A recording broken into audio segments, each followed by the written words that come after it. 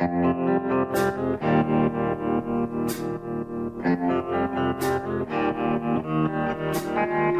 listening to the Hazard Ground Podcast, with service members from across the military sharing their stories of combat and survival. And now, here's your host, Mark Zinno.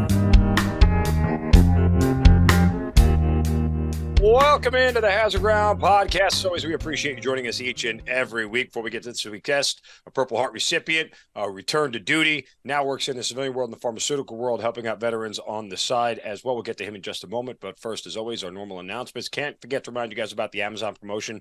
As you are getting through your holiday shopping, please continue to go to hazardground.com first. Click on the Amazon button at the bottom of the homepage or under the sponsors tab. It'll redirect you to Amazon. You can do all your normal Amazon shopping. Buy whatever you need for the holidays, gifts for the family, things of that nature. And we'll get a percentage of what you guys spend. We'll donate a percentage of that back to some of the charities and organizations you've heard featured here on the show. Works the same with your smartphone. So if you have credit card information saved, it'll redirect you right to the Amazon app.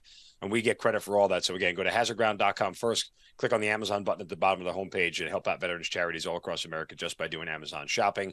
Follow us on all the social media sites, Facebook, Twitter, and Instagram at HazardGround Podcast. Subscribe to the YouTube channel. Smash that like button. Give a thumbs up to all the content there. We certainly appreciate it. And you guys watching and taking part of the show every single which way you can. And of course, continue to leave us reviews, Apple reviews, 5-star reviews, wherever you get these podcasts, Spotify, Stitcher Radio, Google Play. Leave us a review. Tell us why you love the show. We certainly appreciate all of the love. All right, this week's guest. Spent a total of 13 years between the Guard and active duty in the United States Army. Got out as a staff sergeant. He had multiple deployments to Bosnia, Iraq, and Afghanistan. He was injured in Iraq and awarded a Purple Heart, then returned to duty to deploy downrange to Afghanistan. After his military career ended, he decided to work in the pharmaceutical industry, and he's now the Veterans Employee Resource Group leader for his company. And he is Nick Yost joining us here on the Hazard Ground Podcast. Nick, welcome. Thank you so much for being here. Thanks for having me, Mark. Great to finally get connected with you.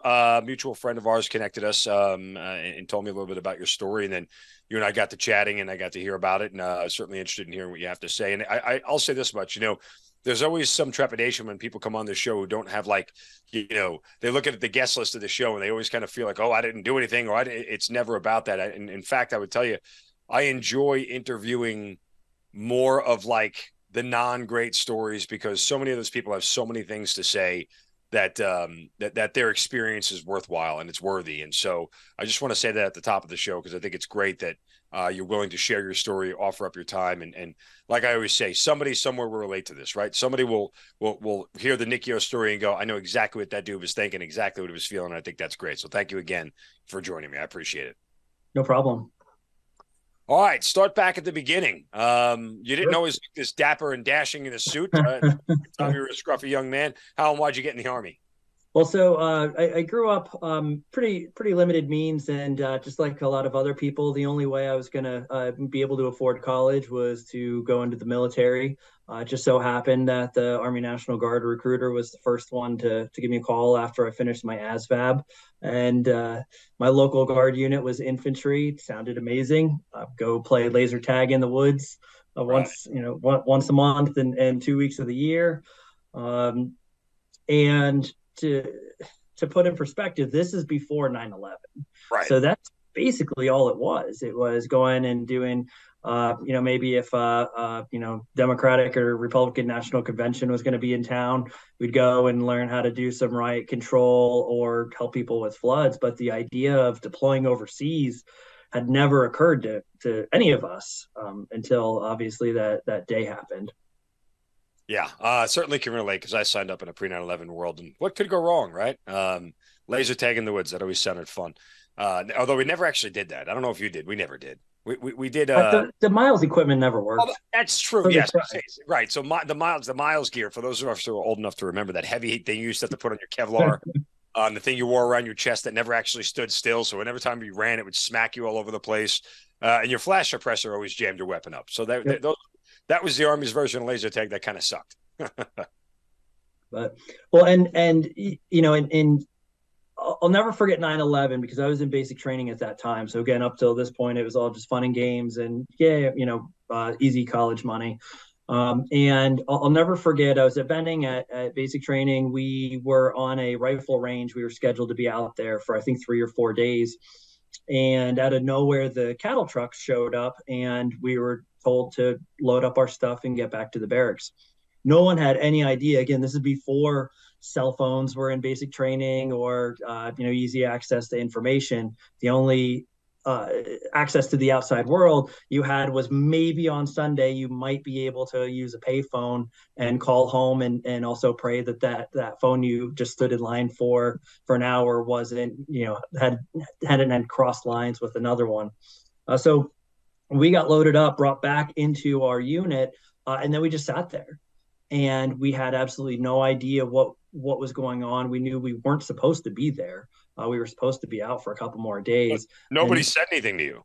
Not immediately. So not until that evening, we all got pulled downstairs, and our company commander came down and really let us know what happened. That the World Trade Center was attacked. There were several other attacks in the United States, and whoever joined the army thinking that they weren't going to deploy is in for a rude awakening, because for all of us, it's not a question of if, it's a question of when. And so even then, we didn't even see footage of it for quite some time later. It was on a Sunday when we were all supposed to be in church service. They pulled us in, and we got to see some recorded news clips, because again, this is before YouTube. This is before anything. So someone had to. Did that bother you? Because it seems like when you said they didn't tell you till that night, like this happened at 9 a.m. in the morning. They kept you in the dark for 12 hours? Well, again, at that point, I think everybody was just trying to understand what was going on there. I would expect at Benning, from the top down, they're trying to figure out, because out of nowhere now we're on we're on alert. We've gone from Alpha to Delta in the course of about, and there's more important units honestly at Benning than 150 basic training units. It's not that hard for a company commander to gather everybody and say, like by lunchtime, here's what's going on. Like, I mean, you're the company commander of a training unit at Fort Benning. No one's calling you to, I don't know. That's just weird to me.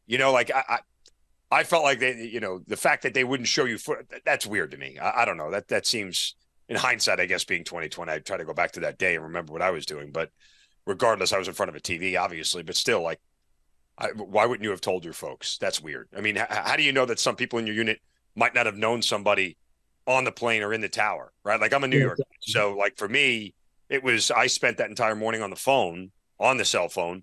And that's when, they used to beep, beep, beep, beep when it wouldn't go through, when cell phone towers got jammed with too many callers at the same time. So I tried to call back to New York frantically, trying to find my friends who worked on Wall Street and trying to find my friends who worked in the city. My brother worked in the city at the time.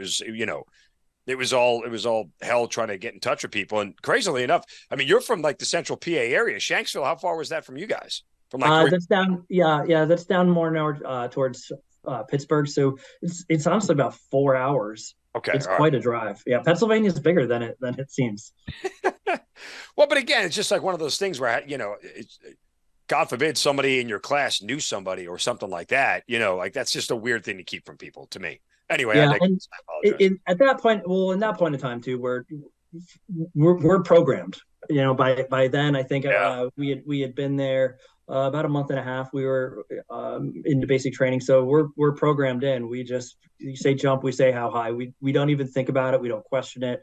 We just go with the flow. So, the optimist in me likes to think that there's a reason for it. I think just like anybody else, I would expect we're just trying to process it and understand what needs to happen next, because what little sleep we had prior to that day was gone after, because we set up checkpoints then in the basic training area on Sand Hill.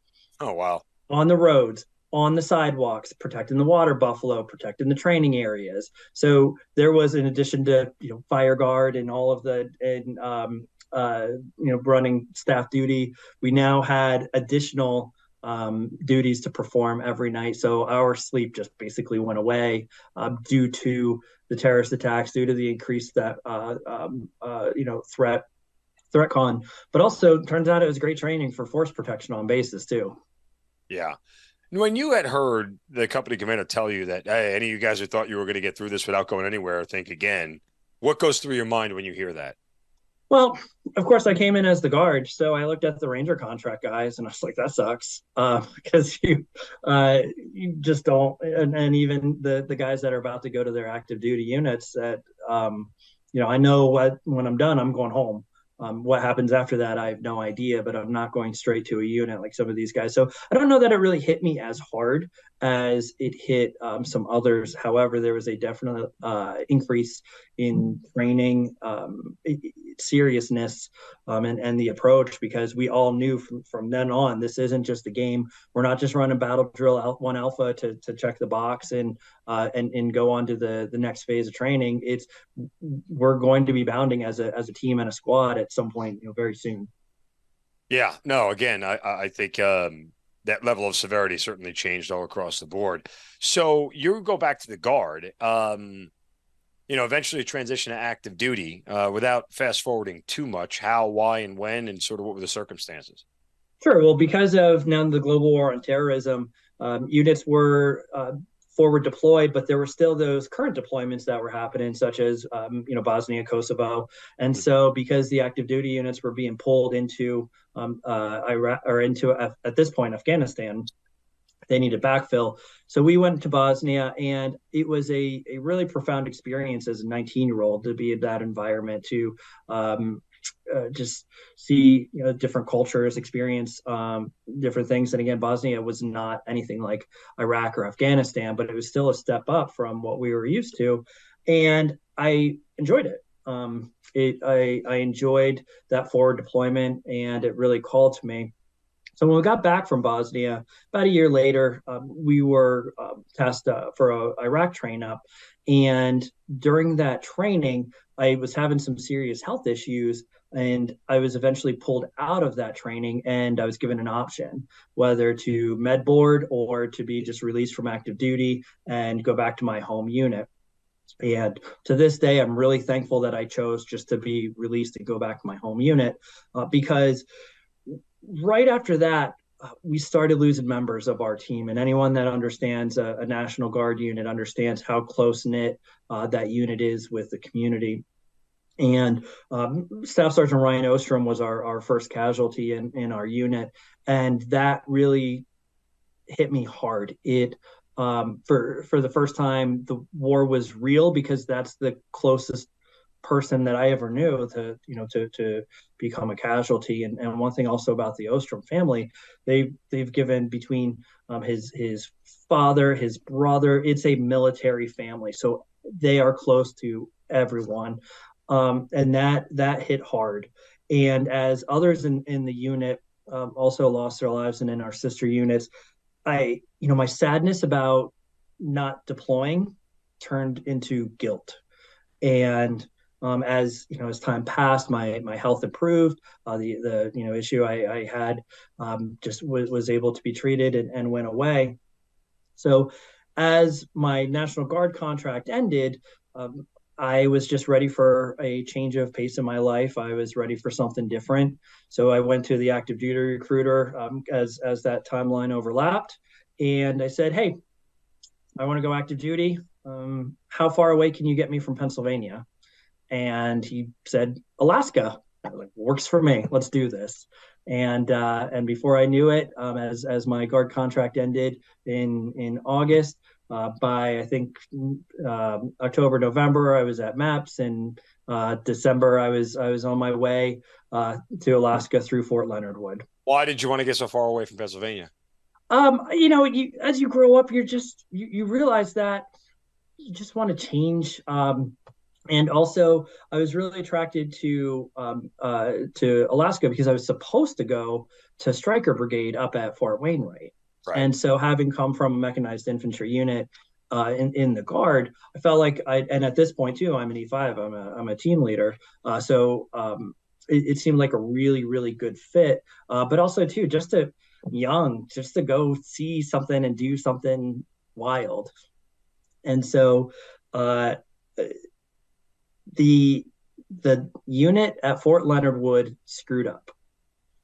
And as I got my orders from the human resources people, my household goods were going to Fort Wainwright.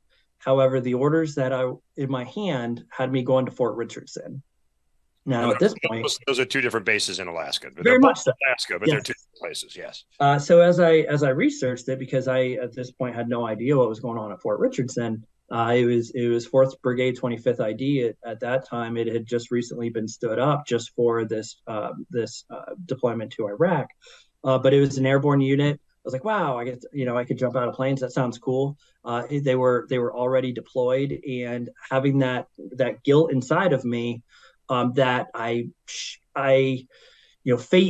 fate had me on that deployment and I didn't go, and I need to check that box. I need to be, fulfill that aspect of life. So I went back into, the I think PERSCOM and said, look, keep my orders where they're at. It's a lot easier to change my household goods to Fort Richardson than it is to change my orders to Wainwright. Yeah. And they just got to make a right turn instead of a left. Exactly. And I had no idea. I think the challenge that right turn was going to have in life. Right. When you said I was really attracted to the Striker Brigade, you paused. I thought you were going to tell me you were really attracted to a girl, and that's why you were leaving. No, in fact, all of this overlapped for when I met my wife, and really, okay. We didn't know. She at that point she was teaching in Colorado. She's from Pennsylvania, and we had just kind of met and started dating. But she was going back to Colorado to teach, and now I'm going to Alaska. So no, at that point, I didn't know it, but I had just started a relationship with my wife. See, divergent paths can come back together there, Nick. It happens to the best of us. All right. So you headed off to Alaska in the Striker Brigade. And you said it was, life altering and life changing. What happens next once you get there? Well, so yeah, once I get to Richardson, it's a whole different reality. And I knew that I was going to have a lot to learn. And as I came into Fort Richardson, we went into what's called replacement brigade. Or as a replacement in the brigade, just waiting to be assigned a unit and then fly out. And it was pretty clear early on which unit I was going to. I was going to Able Company 3509. Just the casualty reports were just overwhelming. In fact, as I was headed to Iraq, I crossed paths with our company commander who was coming out because he was wounded. And so it was not hard to see. As I was flying to Iraq, though, you go through all of those feelings. I chased this down. Is that, why'd I do that? You start getting nervous. What if I can't perform? Up to the level these guys are at. And as soon as I got there, my most horrible, concerns came true pretty fast. Because I was going from guard to active, which is already difficult. I'm not airborne going into an airborne unit. That's never fun. There's all sorts of fun names for that. But also they had been deployed for 6 dirty months. Leg being the most. Yeah, exactly. Yeah, nap and all that good stuff. Nothing like chewing on your own, right? It's just, oh my gosh, yeah. What we do best in the military. But they had already been in country for 6 months. Now, again, going back, this is the 15-month rotations. So they had already been there for 6 months. They've got 9 months left. They've been continuously under fire. They've lost so many members of the team.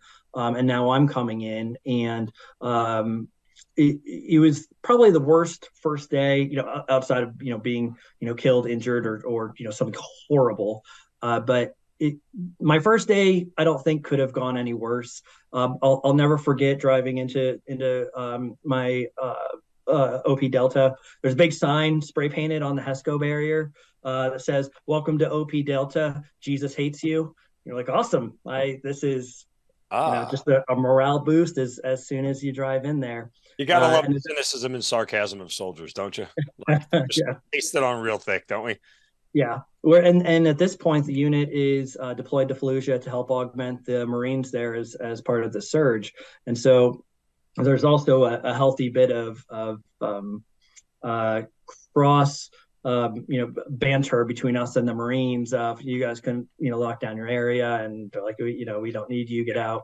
So there's even that aspect. But I'll never forget my first day. My squad leader was less than enthused to have a National Guard soldier that had never been deployed now join his squad as a team leader. As now there's already been a very good relationship formed, and everybody knew what everyone was going to do. Everyone knew each other's skills and what they're great at, and what they need to improve on. And then I get dropped right on them, and it was kind of clear from the beginning that this transition was not going to be what I expected it to be. And I struggled hard. Or mentally or physically, or both. A little bit of both, because at that point too, in Iraq, now we're in IEDs, so there's a lot of walking, there's a lot of nighttime operations, and I got to tell you, I'm 5'5", and one thing I had never experienced in my life is the irrigation canals going through the farms in Iraq and having to jump over some of these really, really wide things. I'd look at these guys that are, they're like 6'2" all-American soldiers, and, they just have these long strides, and they're just basically walking over these things. Meanwhile, I'm short, so I'm taking about 4 steps to the other guys too. So I'm smoked, and then I'll see this canal, and I'm not going to jump over this. I'm just going to face plant, look like a idiot. So I just travel through it. There's the bumps. There's just so much getting used to. But the biggest struggle I had outside of just trying to become integrated into this team was the night vision. Getting guard, you get the old hand-me-down night vision, and you might use them once or twice during your annual training, but not regularly. Now we're going into an environment where we basically only conduct night operations, where we are your workers at night. Yeah, exactly. So not only just understanding that depth perception that I didn't have of, there's a bump in the field, step over that bump. Instead, I would trip, fall on my face. Everyone would laugh, and we'd keep going. Or if we're driving under nighttime conditions with night vision, completely different experience. And these are things that I had to learn as we go, because as soon as I got dropped into that unit, we are conducting operations, and I screwed up some of those operations pretty good, just as I tried to come up to speed, but I was not at the level as the other people in the unit. I really, really struggled with that, especially as I had it was a weird experience for me leading soldiers that were more talented than I was. And that was just this really awkward condition. And then I also had the self-pity. My squad leader's mean to me. My first sergeant hates me. The other squad leaders are, pick on me, and this is awful. And what the hell did I do? Why did I, chase this down? All of this happening in a war zone. And so, I'll never forget though, a hand up changed my life. I like to think. And so, as I struggled now, weeks becoming into months, and I'm getting my butt kicked every. Let me ask one question real quick. Sorry to cut you off. You talked so much earlier about, wanting to be in this position, wanting to go on this deployment. You felt this guilt. You felt this overwhelming sense of, hey, I didn't do my duty kind of deal. And you get downrange, and all of a sudden you're in this scenario where you're being mentally pushed, physically pushed, and you're not sure if you can hack it. Was there a part of you that thought you made completely the wrong decision and wanted out? Oh yeah. Yeah. Up to that point, I've in the Guard, obviously it's different, but I'd always been a high performer. I'd always done well. I'd always been really fast at learning things. And this was just completely, there was just no figuring it out. There was no learning. It was just trying to keep up and not get any of my guys killed or do anything to contribute to anyone being, hurt. That was my first goal, because I don't want that on, combat's already hard enough. Conscience, right. And too many things are out of your control. And my biggest fear was something happening that's within my control happening to, and leading to one of my guys being injured or killed, especially as we're in this zone where there's bullets flying every day. Every day there's a crack, going over our OP. I got to tell you that is one of the best motivating factors, not only in combat, but general in life, right? Like, I just don't want to let anybody down, and for me, in my deployment experience, the first one I went on, I was attached to Green Berets, and that was just the overwhelming feeling every day. I didn't want to let anybody down. It wasn't even about failing or getting something wrong. It was just about, the repercussions of what happened when you make a mistake. I didn't want to let anybody down. And what a motivation that is every single day to be able to work on that. Although it feels like a lot of pressure sometimes, right? Although it feels like a big weight, it really gets you moving in a different gear sometimes, Yes. So anyway, I was just curious what your thoughts and feelings were. So go on. Your hand up was story. Yeah. So I'm struggling with night vision, and one of the biggest things that I'm screwing up on our missions is when we're about to raid an objective. So as we're coming on to it, and then we sometimes the different squads come together to get ready to assault the objective. I didn't have, again, that experience or that frame of mind to remember all the way back to the op order that said, third squad goes left, first squad goes right. We're going to flank around. Second squad's going to go forward through, and we'll all meet at the end. I didn't have that presence of mind or that experience to really fully understand that. So when we got to the to the staging point and we all got intermixed, I was struggling. There was a couple missions where we'd all get together, and then we'd all come back apart, and I couldn't tell who was who, and I normally guessed wrong, and followed the wrong squad or the wrong team to their objective, and now again my guys are high and dry having to figure it out, and once again Sergeant Yost screwed up. And so I brought my team members together, because obviously you can't have this, and I said, listen guys, when we're in a scenario where we get mixed up with another squad, we're all going to put our hand up as we go to peel off, so we know who's who. And it was for me. No one else needed that in the squad. That was for me. And lo and behold, about a week or two later, same scenario. We're coming up. We're about to raid an objective, and we start peeling off. And I'm just about to follow the guy in front of me, and to my left, I see a hand go up. And for the first time, it really dawned on me that I have got to get it together, because I am not serving my soldiers well. Because time after time after time after time, as I'm trying to come up to speed, as I'm trying to do well, as I'm getting frustrated because I'm, people are mean to me, and and I'm not fitting in. I'll never forget that hand, because that was the time that I realized I need to stop thinking about all of this other stuff, and I need to be here for my soldiers, and I need to start leading them. I need to start stepping up our level within our team, and I need to start forgetting about the rest. And that was a huge turning point for me in that deployment. And of course, then once that internal focus really happened, where it's like, listen, I don't care. I don't, okay, I got, first sergeant's in a bad mood. Oh, well. And who cares? What am I doing for my soldiers right now? How am I leading them better? How am I becoming a better leader? And then after that happened, things started, kind of falling into place. Which was control what you can control, right? I mean, that's what it boils down to. Yep. I just started focusing on the right things. There's so much in combat that's a variable. There's so much, as you said, you can't control, right? And there's a randomness to it all that is completely impossible to figure out. And the only sanity you can give yourself, the only security you can give yourself in combat is to control what you can control.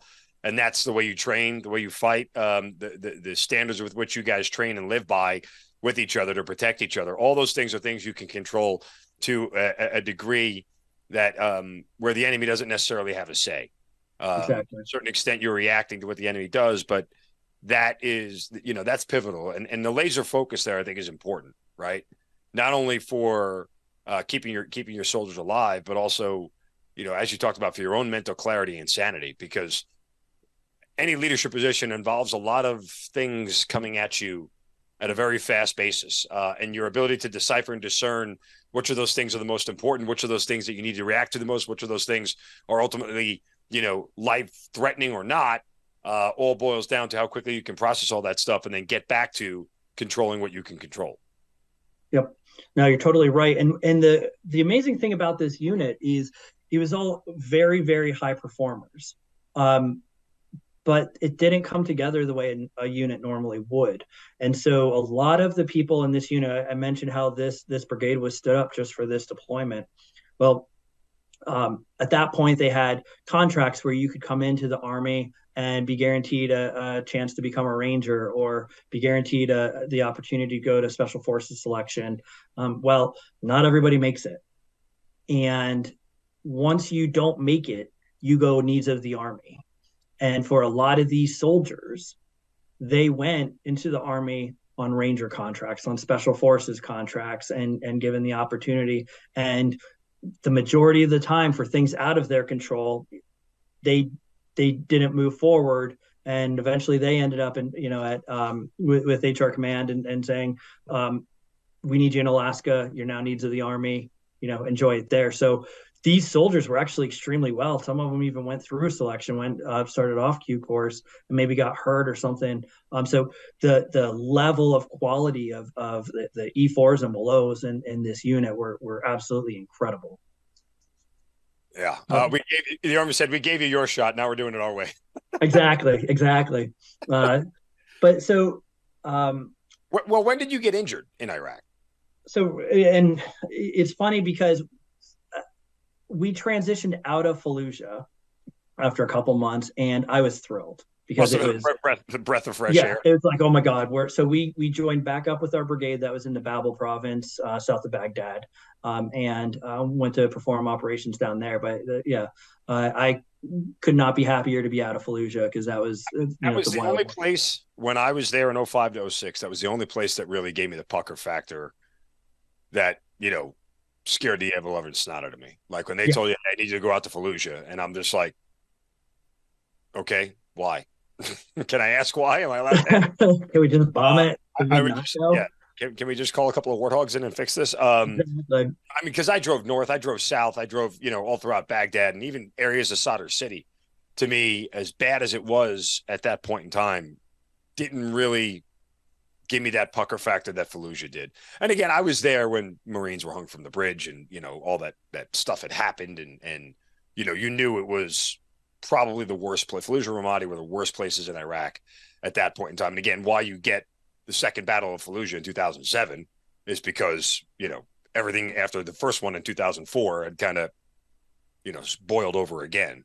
And so that's what made it an incredibly tough place to be. So I totally understand your, hey, all right, we're getting out of Fallujah, thank God, right? Yeah, it was, and I should be gravy. I'll never forget. I was like, wow, my life expectancy just increased, a lot, because, it was, it's just a scary place to be, and obviously it did not go well for our unit while we were there. So as we redeploy back into Babel province, at this point now there's that camaraderie that has started to develop. That connection has started to become better for me. And our very first patrol at our new base, it was supposed to be a walking recon.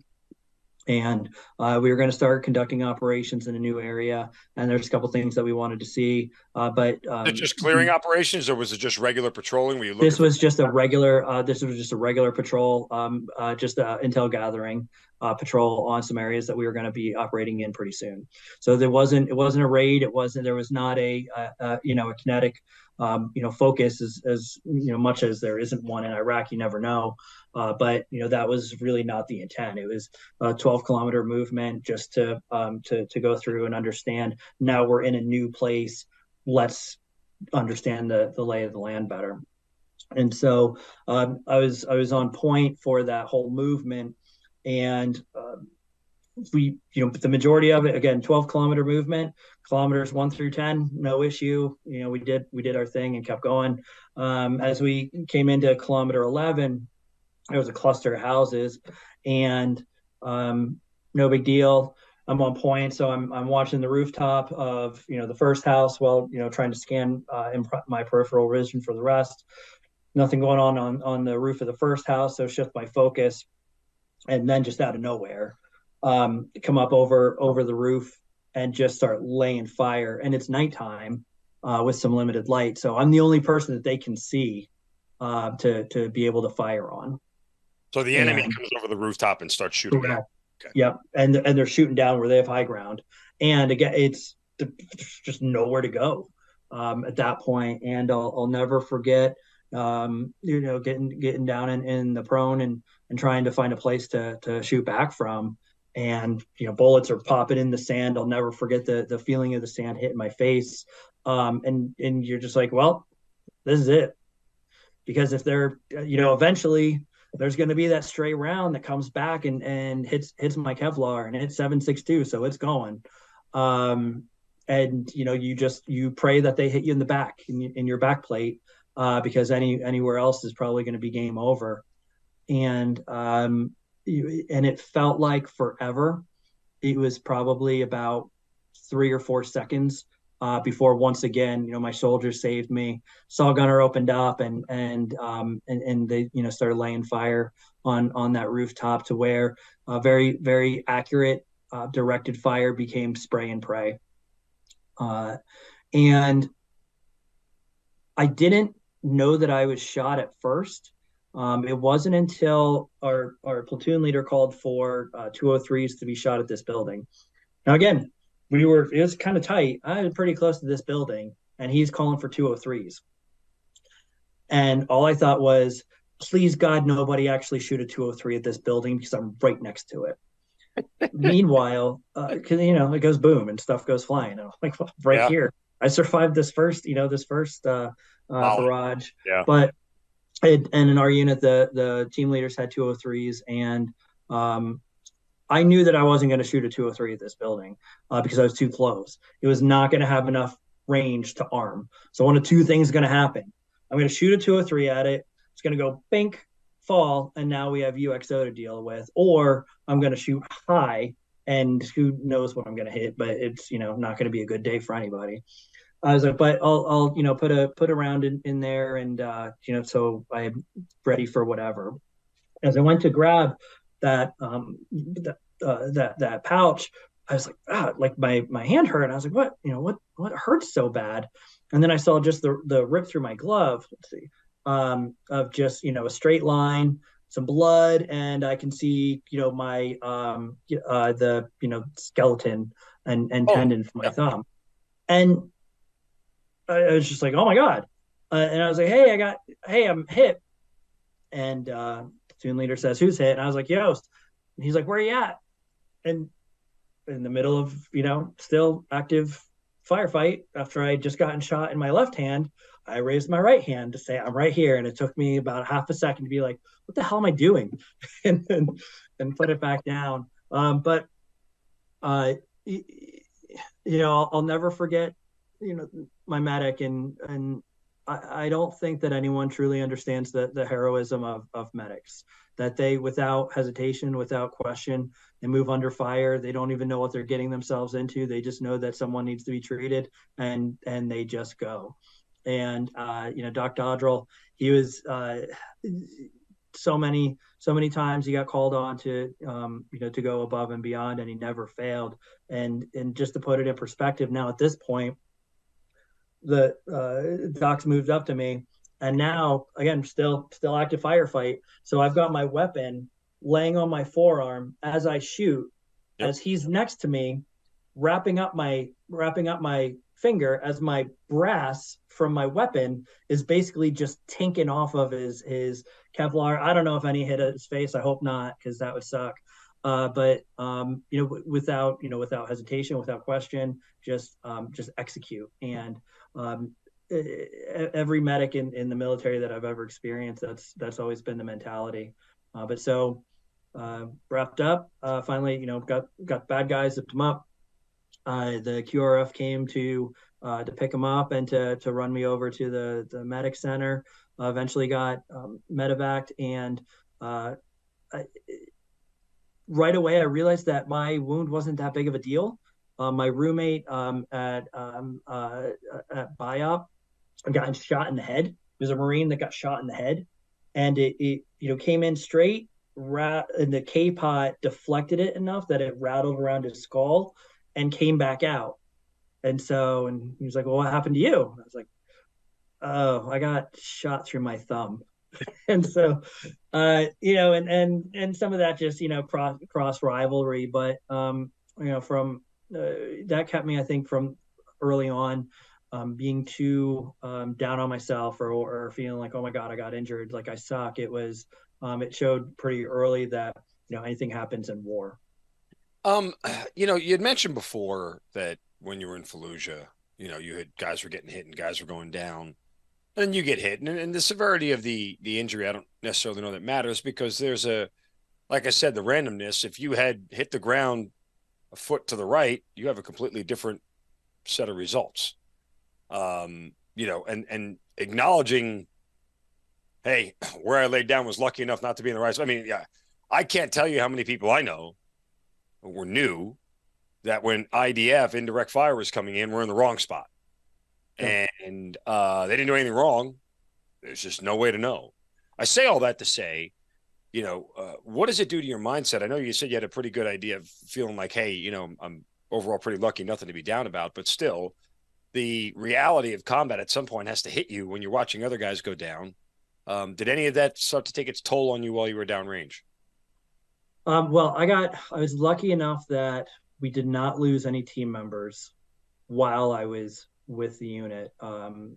We did lose Sergeant Adams when I was on leave, but while I was with the unit, we were under attack a lot. There was, some soldiers were wounded. We didn't lose anybody during that deployment, and I'm thankful. I'm selfishly thankful because I didn't, none of my soldiers, right, mostly through luck, not talent, of their leader. They were extremely talented, but I'm always grateful that none of them got hurt or injured.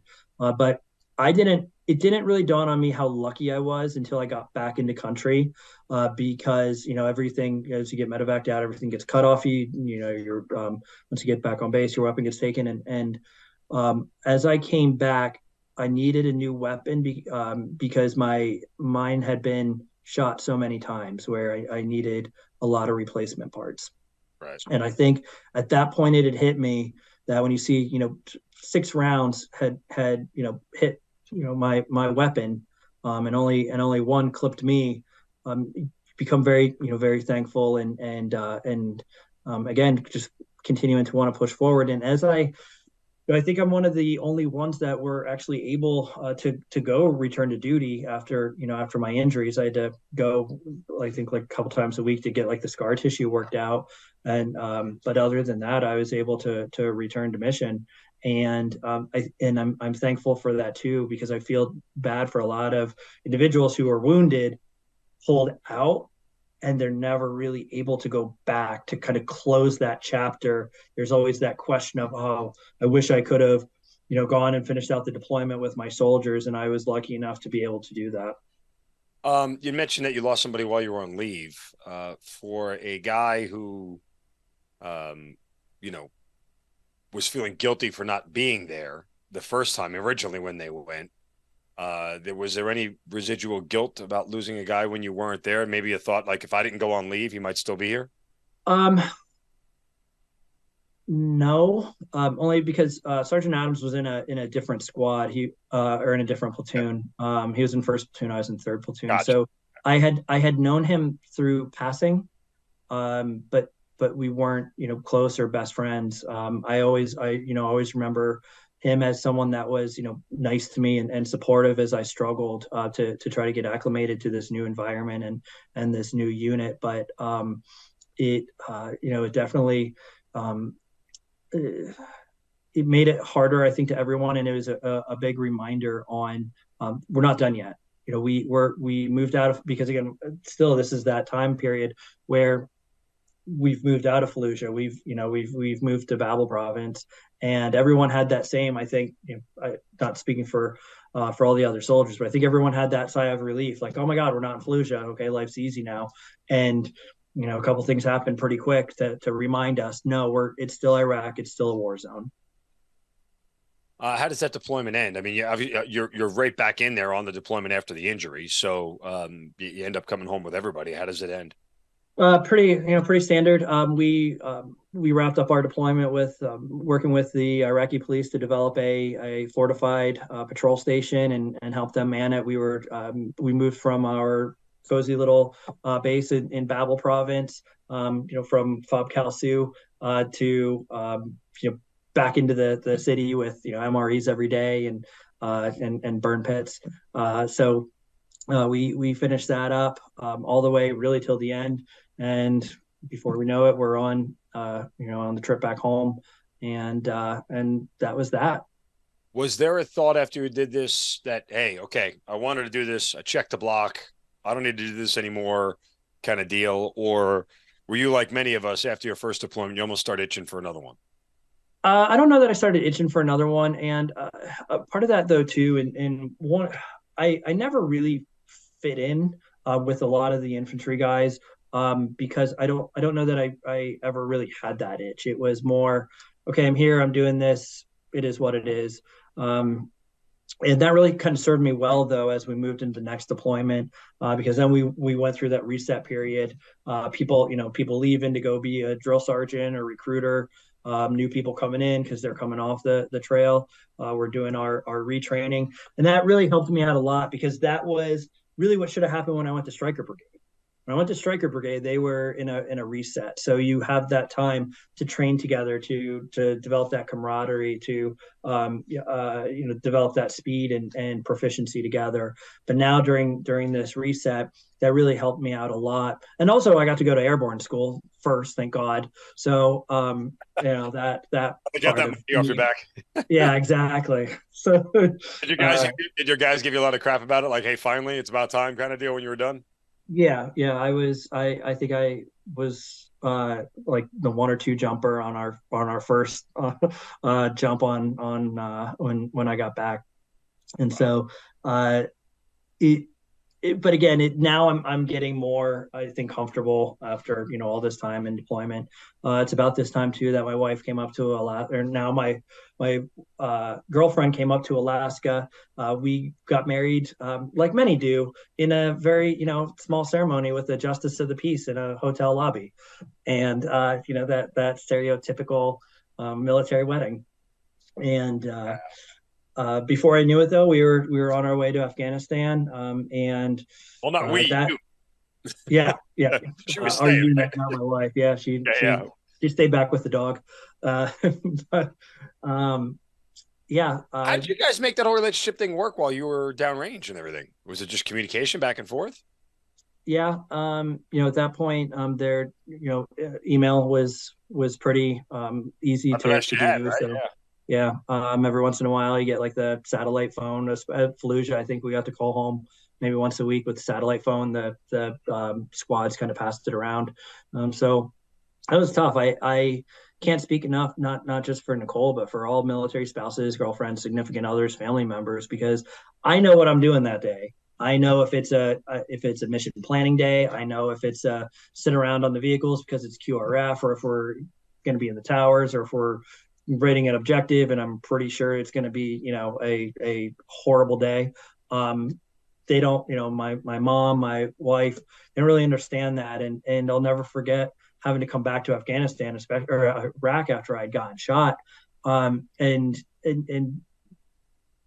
just seeing my mom, especially because now it's not just her boy went to war, he's already been shot, and it's now he's going back, and same thing too with Afghanistan. You start wondering, like, am I like should I not be here? Maybe that's the universe telling me, like, hey, probably a poor choice to do this. Did your mother or your wife ever ask you about what went on down there? Somewhat, and I'm lucky enough that I could be relatively open. It wasn't, we're not Delta Force doing super confidential, crazy stuff. So, generally speaking, I could be very open. I could go into Google Earth and show them right where I got shot, and what that lay of the land is like. So that's nice to be able to do. And it also is therapeutic to just be able to kind of talk about it because whether I think that combat impacts everybody differently, but it impacts everybody. Yes. Yeah. And it always it's also challenging to talk about it because you came in during that time of quiet professionalism. Do your job, shut up, be done, go on to the next thing. And it's not like that feeling of like I'm amazing and look, I have a Purple Heart and I should get free dinner at Applebee's or it's not that mentality. It's just like, you know what, I did my job. I didn't even really think about what I was doing other than am I doing right by my soldiers. Yeah, and I think that's obviously the more paramount part of it. But as you get back to Afghanistan, is there any sort of are you feeling better heading into this deployment than you were the last? Any sort of trepidation? Yeah, no, I definitely feel a lot better. I'm better trained, especially. But still, I would not consider myself still at that, at the point where, especially all the other, team leaders were at, in terms of just proficiency. And I was really given a great opportunity to come off of the line, and it's something that really changed my life because I feel like I'm a smart guy and I would have eventually gotten there, but I still wasn't progressing as fast as I would have liked. But there was an opportunity to come off the line and work with our leadership on non-kinetic operations, on working on the development aspects and kind of thinking through the impact we're having in our area of operations, and work with other non-governmental organizations on the projects that are planned in our sector. And that was huge for me. That was a great opportunity for me to really just kind of breathe, to be able to use a different muscle, but it also I think showed me that it's okay. Like I can be good at other things. Like it's okay to not be the best team leader, the best squad leader, because I can be really good at other things and contribute in different ways. So it was always tough, especially if the guys were going on like a long mission, if they were going to be gone for a week or two.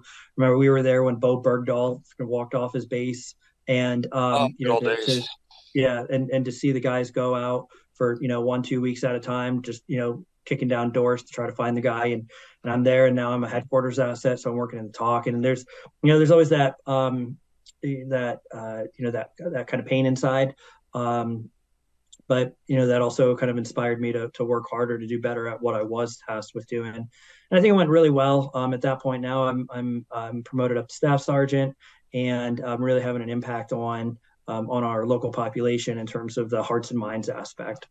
Was there any part of you that after being in the jock and being away from the boots on the ground sort of aspect of the job, was there any part of you that missed that? Oh yeah. Yeah. The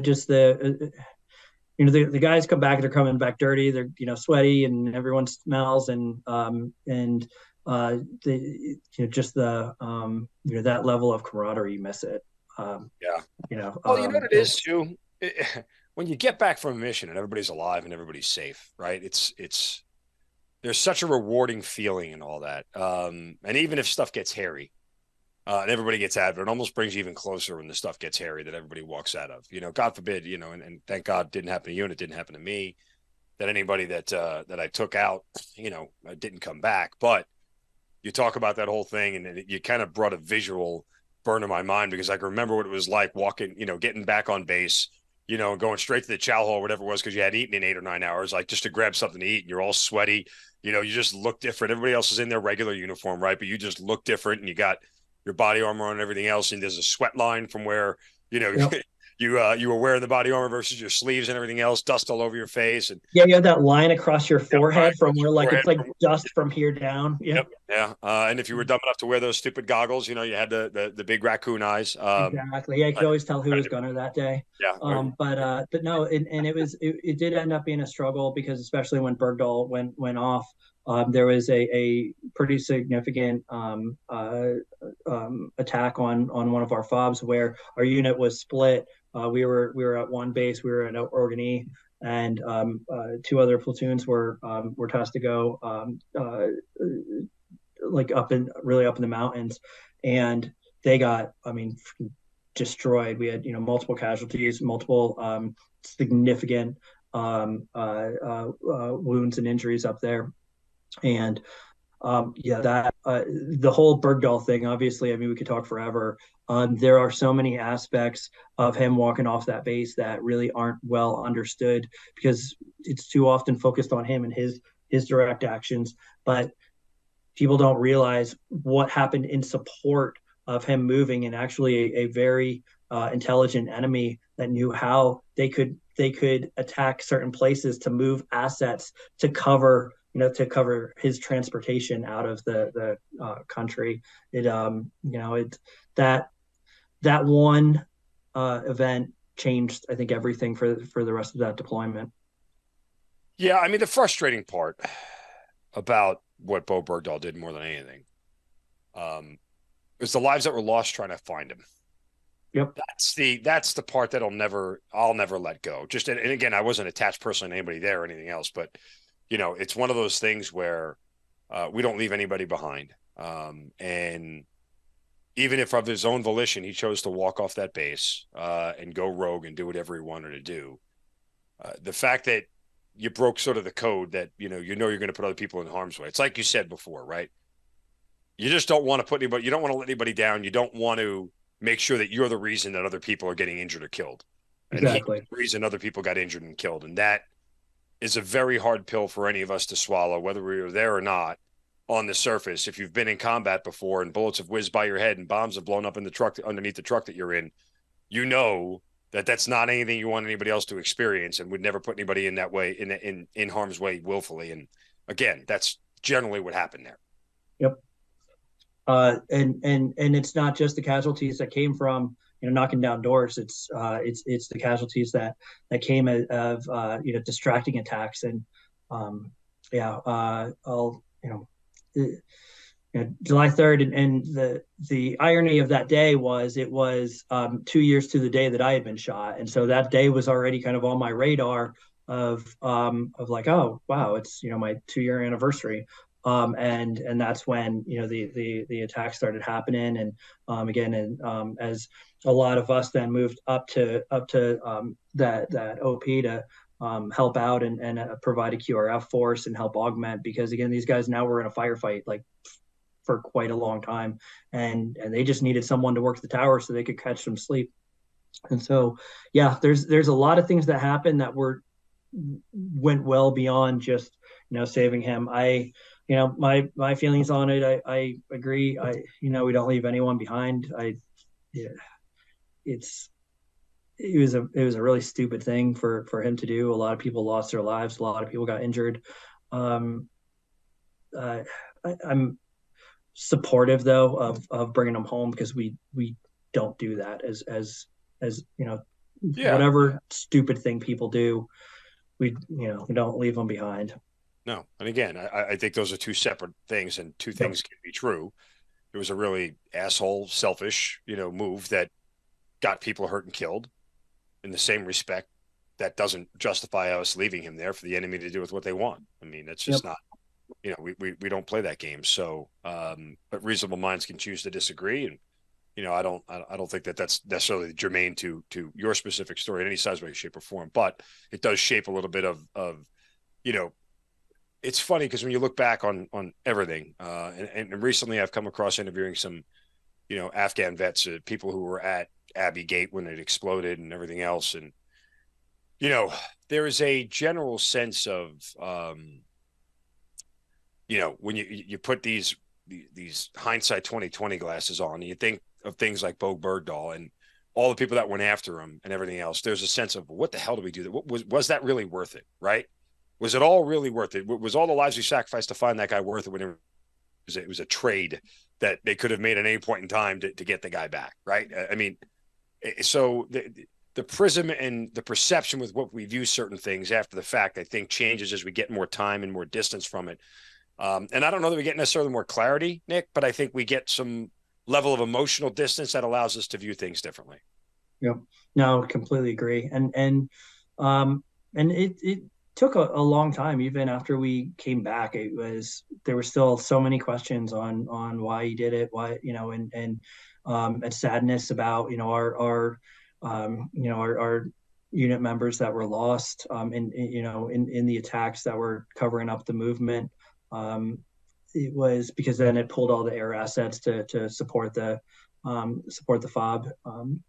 But yeah, I mean, still, I no one knows. It's frustrating, but eventually, that deployment ended, and came home. But I had so much success, and I really enjoyed doing these development activities that I thought, you know what, maybe that's my calling. Maybe I do okay in the infantry, but I'm not I'm not an all-star. So, but I did really well at doing development activities.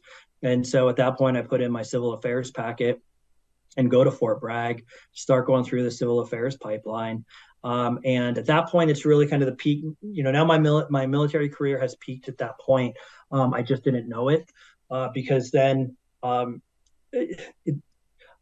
never really thought how I could relate to my soldiers in Iraq that came in on a special forces contract or ranger contract, and then just out of the randomness of a percentage of a school saying, look, only 50% fail or 50% pass, and being kind of I don't like to say victim, but ended up in kind of a really unfair position, that led to me, no, I don't want to say being kicked out, but apparently, as going through 2 combat deployments and being shot and having, working through all that, having depression and having antidepressants, and then being told, oh, you're on antidepressants, you can't be here, you're gone. And it's like, well, what?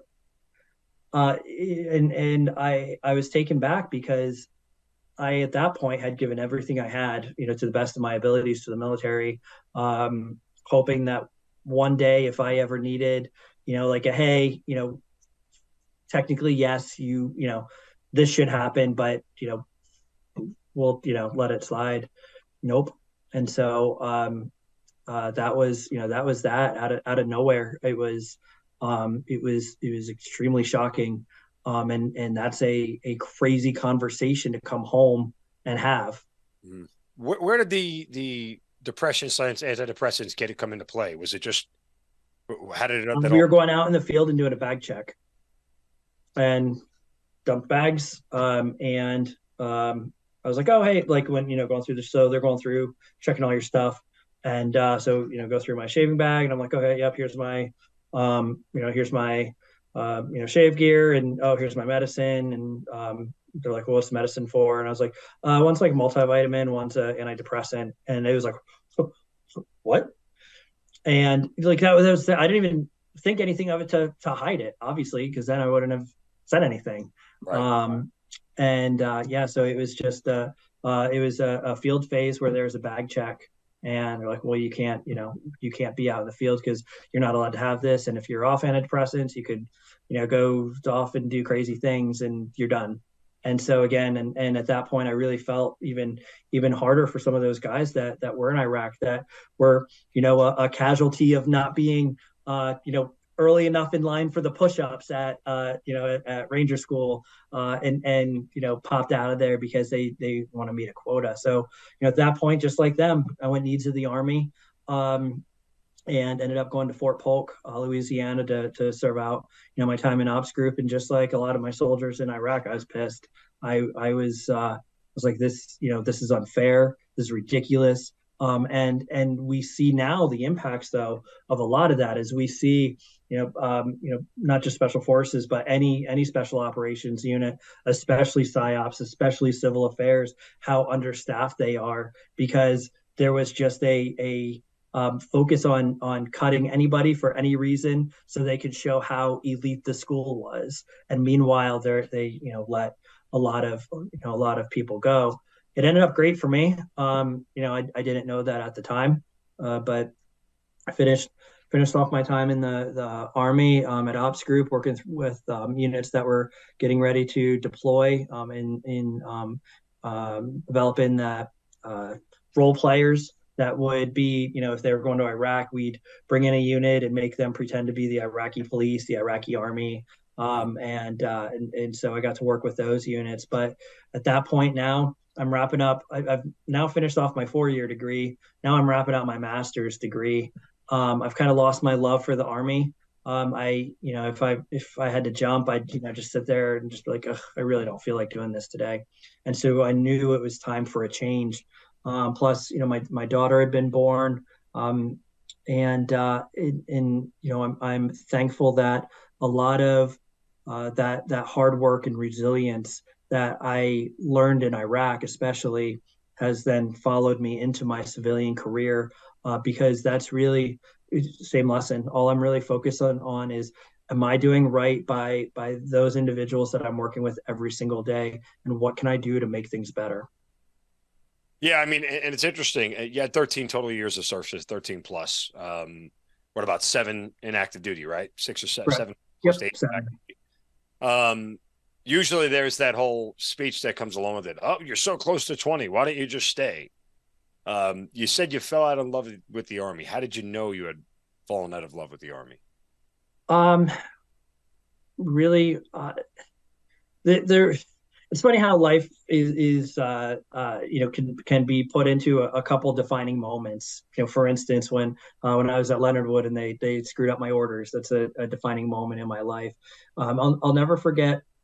I was visiting my wife because she had stayed back in North Carolina to teach, because Lord knows there's nothing to do in Leesville and DeRidder, Louisiana. So I was back visiting her. We were out to dinner one night, and I was just unhappy. And she made the comment. She's like, "What are we doing here?" And at that point, I don't think that I had really ever considered getting out of the military. I was here, and I'm in E6. I'm probably, flirting with E7 pretty soon. I'm doing okay in my role, knowing that I'm probably going to be getting restationed pretty soon to a different unit, probably a deploying unit. But that was the first time that I really it occurred to me that I could just get out and start over. I It mean, was scary. Did she ever tell you what made her pick up on the fact that, you weren't happy?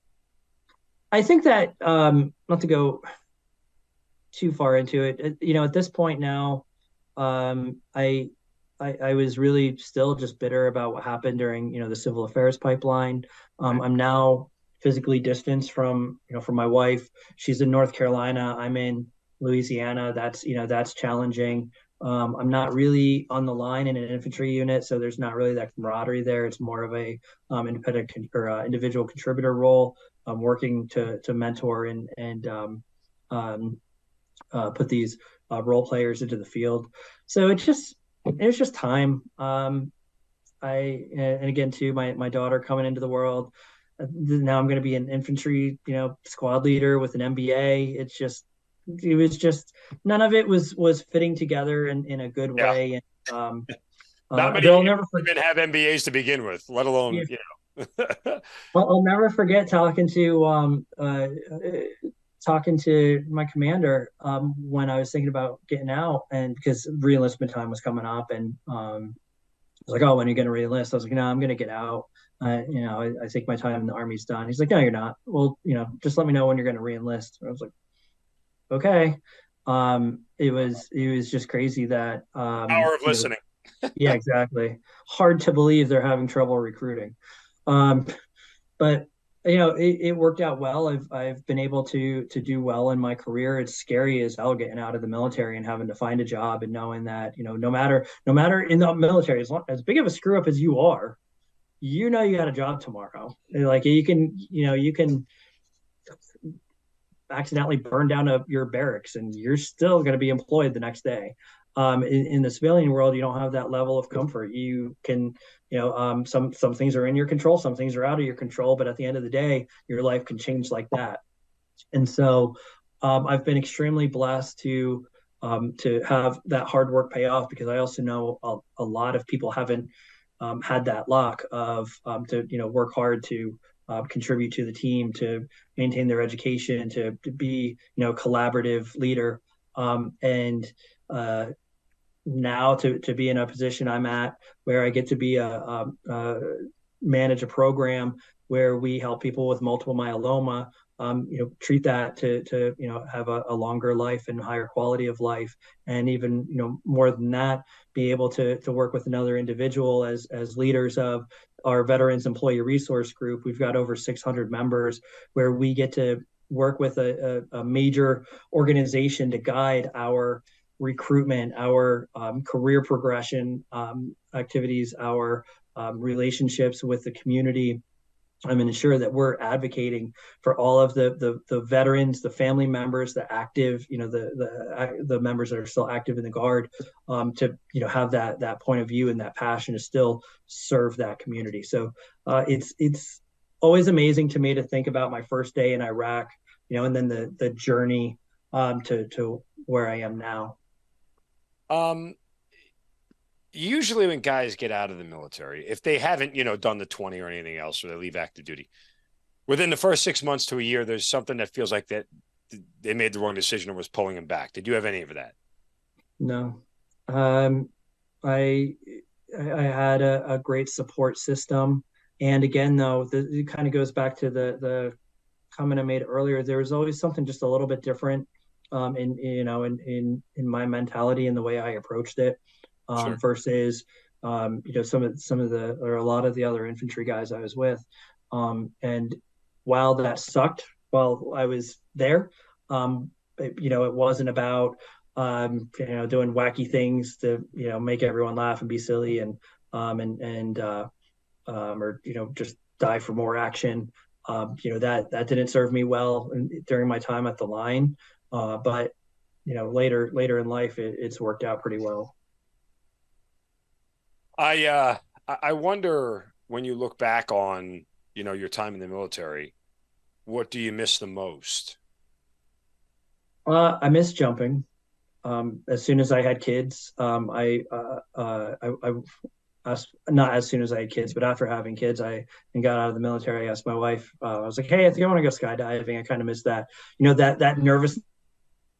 No matter how many times you do it, like as soon as you hook up, and you're like, "Oh crap, I'm really going out of this plane today." It's not gravity's going to win here. Yeah, exactly. Apparently, the winds are not high enough for this to get scratched.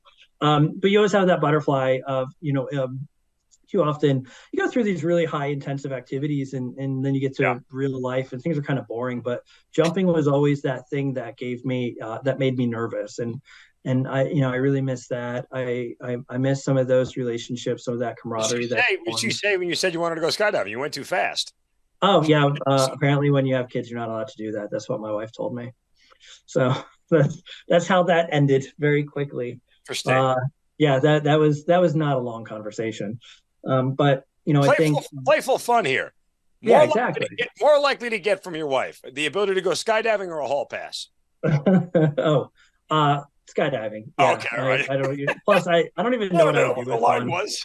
I'd just be like, "You sit there. I want to play video games," because now I got the evening to myself. But I think one thing though that has really has impacted me and I think a lot about are the suicides that have happened. And unfortunately, between my Guard units and active duty, I've had, to deal with more suicides than I'd like to count. I think, it's at 9 we all have. Of soldiers that, that I've served with in one way or another that have taken their own lives. And that's still just, it's a struggle, because these are people that have done amazing things in life, that have put themselves on the line that, many times have done truly heroic things, and somewhere along the line something goes wrong, and you don't know that someone's having that struggle until it's too late. And so not having that same time to really see when someone is acting different. Like when you're deployed with a team member, you can tell pretty quick when something's going, kind of sideways. But once you get out and civilian world happens, and sometimes, I feel I'm, more successful in my civilian career than I was in my military career. A lot of people, that's backwards. They, have done amazing things in the military. They can't quite get the civilian life aspect right. But I think that's, the biggest thing I miss is having that connection, being able to be there and easily kind of help people out when they're going through struggles. Because now that everyone's all, in their lives and families and all parts of the country, you get disconnected until, sometimes you get just horrible news. Yeah, and there is a certain amount of that disconnection that feeds into veteran suicide, right? I mean, like you said, we're all together. That camaraderie is, and you said it before, those are the things you miss the most, right? It's just knowing that you got your buddy next to you, you have somebody next to you that, one, always has your back.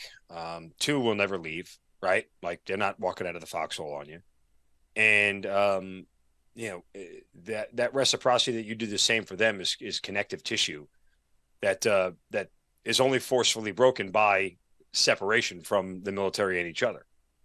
And so when you lose that, a lot of veterans are searching for another squad, another platoon, another, place that they can have those same feelings. And when they don't get them, it becomes very difficult to deal with, which brings me back to you. Where are you with everything? Where are you with your own mental health journey and what you've gone through and everything that you had to go through? And, have you unpacked all those boxes yet in the compartmentalized spot in your brain? And what does that feel and look like for you?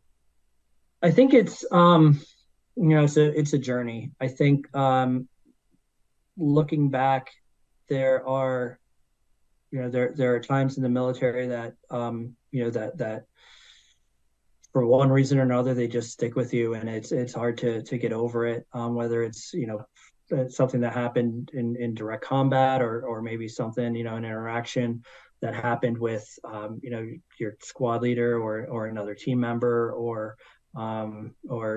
just something that happened out, out in the population, on a patrol, that just something, crazy happened, and you're like, oh, Jesus, now I can't unsee that.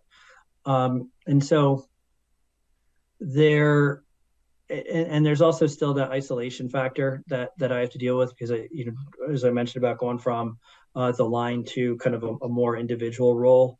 Honestly, I felt very closed off. It was something I struggled with, because it's such a huge change in life. So I'm thankful that really veterans have the resources that we do, and that's also where I get really just confused and misunderstand. Everyone has their own journey and their own difficulties, but I feel the VA, generally speaking, does the best job it can. I've never been challenged for care. I've never been challenged for getting any kind of medication I need or support that I need. I've got a great family and a great support system too. So I don't know if I'll ever be back to National Guard Nick, where life's easy and it's great, but it's a journey. Nick, to a certain point, I've said this repeatedly on the show, regardless of what you were involved in combat, the person you were before combat dies the minute you get there, because you're not the same person. You'll never be the same person. It's impossible for you to have gone through what you went through, lived through what you lived through, see what you saw, and still be the same person you were before you got there. So there is a mourning, a self-mourning of all of us that we have to do in letting go of that person that we were and learning to live with the person that we are. And in that process, as you mentioned, in that journey, there are a lot of bumps along the way. There are a lot of stumbles. There are a lot of falls. And, for me, it's the one area of my life where I give myself more grace than anything else. Sometimes you forget that you live with post-traumatic stress, and you just sort of live every day. And then every now and then something happens that reminds you, hey, you need to cut yourself some slack here because you're not going to get everything right every single time. That you aren't defined by what happened to you, and you're not defined necessarily by your reaction to those things when you had them. What you're defined by is who you are now and how you choose to live with it all. And that ultimately kind of decides the path and the perception with which we view life. And sadly enough, it's kind of what separates those who are still living and those who are not after the fact. That ability to give yourself some grace and self-love and understand that what we went through was hell and back, and that, there's a light on the other side. There's a greener grass on the other side. You just got to keep walking towards it, even if you can't see it. Yep. Completely agree. And I think that ultimately is kind of what, at least from a military standpoint, I can't speak to necessarily other aspects of life, and I'm not qualified to. But from a military aspect, that is, what succeeding in mental health is, to a certain extent. And it's not cookie cutter. Everybody does it differently. What you went through and what I went through are different, and how we process those emotions and those feelings aren't going to be different, or going to be different. They're not going to be the same, but there is a certain amount of, understanding, and allowing yourself to feel emotions sometimes that you don't want to feel. I think that's also one area where things have gotten better over time as things are or more understood, because being in it's who did more, who's the bigger cool guy, who like, oh, you didn't, whatever you did wasn't that great, like what I did, or like what those guys did. And so and I think that's why a lot of people have pushed their mental health under the rug, because they don't feel like they did they really did anything. And meanwhile, like you mentioned, everyone's different, everyone's got their own journey. Yeah, and the comparison game is stupid. It's not about that. I've said forever about this whole thing. When it comes to military, and we talked about this a little bit at the top of the show, like, people talk about that. I don't have that great of a story. I said, well, look, everybody's got their piece of the pie, right? And some people's piece of the pie is bigger, and some people's piece of the pie is more important. But you don't get the whole pie without every single piece. So regardless of how big or small your sliver is, you don't get the whole pie without everybody's story. And that's kind of what this is all about. And that's why guys like you are important, and hearing stories like yours are important, because it's part of the pie.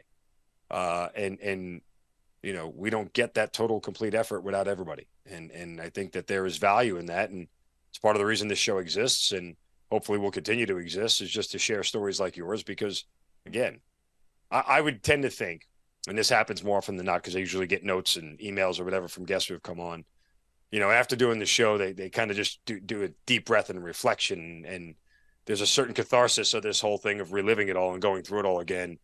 And you just almost like a weight lift off your shoulders. You're like, whew, man, it's been a long time since I downloaded all that stuff. And then you remember that the journey is continuing to download, that you can't just, you empty the box once in the closet, and it's like, well, hey, guess what? The next season comes and the box gets filled back up, and some of that stuff that you emptied out ends up back in there again. You got to empty it all over again.